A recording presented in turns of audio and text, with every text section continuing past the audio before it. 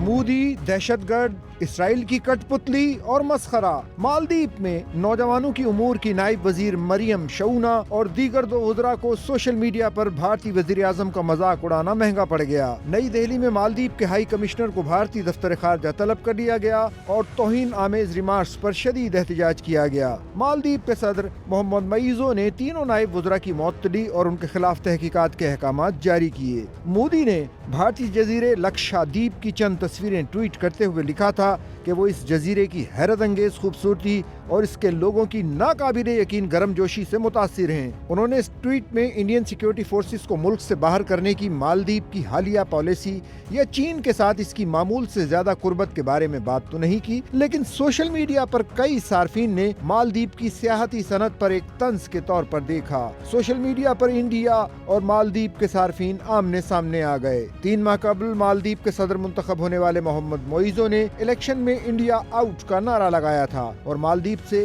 بھارتی فوج کی واپسی کا مطالبہ کیا تھا۔ محمد معیزو نے اپنے پہلے دورے کے لیے روایت سے ہٹ کر بھارت کے بجائے ترکی اور چین کا انتخاب کیا تھا۔